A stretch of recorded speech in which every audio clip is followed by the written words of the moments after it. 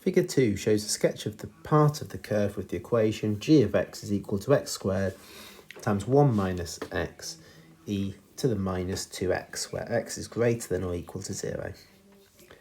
I need to show that g dash of x, so the gradient function, is equal to f of x times e to the minus 2x, where f of x is a cubic function to be found. So it's basically saying differentiate this. So if I want to differentiate this, I can tell I'm going to have to use the product rule. But the way this is written at the moment is I've actually got three things multiplied together. I've got the x squared, I've got the 1 minus x, and then I've got the e to the minus 2x. If I want to use the product rule, I only want two things being multiplied together. So what I'm actually going to do is multiply the x squared by the 1 minus x first. So the x squared times 1 is x squared, and the x squared times the x is x cubed. So this is me just multiplying those two functions together. That's going to get multiplied then by the other function. Now I can use the product rule more easily because I have u times v. So let's let u equal x squared minus x cubed. Let's let v equal e to the minus 2x. So u dash is 2x minus 3x squared. V dash, the exponential, differentiates to be the exponential. But by the chain rule, I'm going to have to multiply by minus 2 because it's the derivative of minus 2x.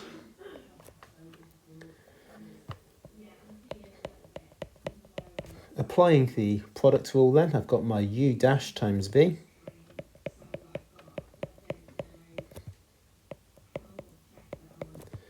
Plus I've got my v dash times u.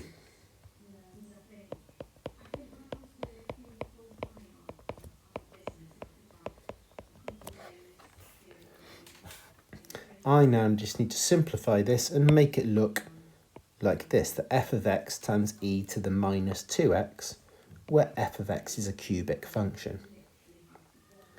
So first thing I'm going to do is factorise the e to the minus 2x outside, because I can see that that is clearly what I need to have here.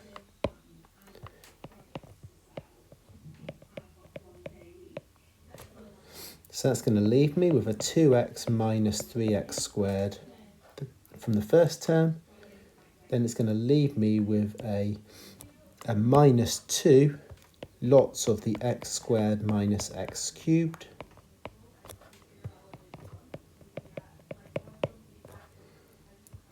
Now just to simplify that cubic function there.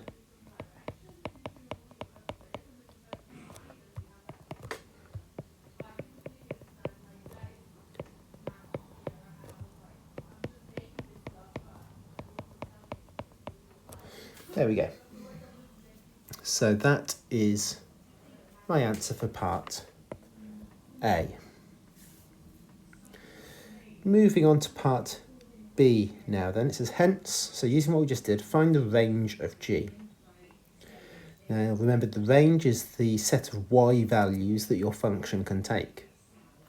So I can see that my y values goes up to a maximum here, and then goes down to a minimum here, and then ends up tending towards 0 there. So the range of values are these set of values there. So I want to know, what is the y value here, and what is the y value here? So basically it's kind of just saying find the coordinates of the turning points.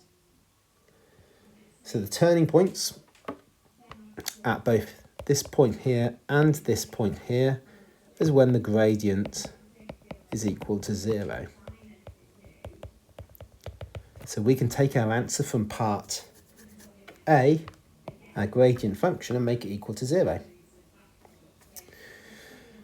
Now, the exponential term, we know that can never equal 0. So because of that, we can neglect that. or divide both sides by e to the minus 2x if you like. So that's just going to give us 0 equals 2x cubed minus 5x squared plus 2x. I can factorise x outside on the right-hand side. And then I can factorise that quadratic a little bit more to be 2x x will have to have a minus 2 and a minus 1. So therefore x either equals 0, 1/2 or 2. So the 0, that's just this point here, which we're not really particularly interested in. The half must be the x value here, and the 2 must be the x value here. So if I want the y coordinate here, I need to substitute 1/2 into my original function. So I'm going to substitute 1/2 in here. So I'm going to have a half squared multiplied by 1 minus a half multiplied by e to the minus 2 times a half. If I do that, I get 1 over 8e. Then, to get the y coordinate here, I'm going to substitute 2 into my original function. So I'm going to do 2 squared multiplied by 1 minus 2 multiplied by e to the minus 2 times minus 2, which gives me minus 4 over e to the power 4. Therefore, I can say that the range is going to be that g of x has to be bigger or equal, because it can equal the minus 4 over e to the power 4, but less than or equal to the 1 over 8e. And that is the range of g. Finally, part C, state a reason why the function g inverse does not exist. Well, g of x is not a one-to-one function.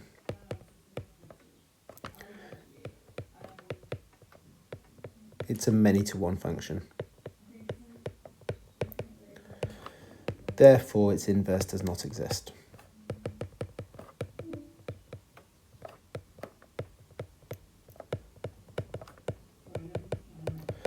Because it's a many-to-one function, that means that its inverse would be that flipped. So it would be one-to-many, which is not allowed. So that's the reason why it can't have an inverse function.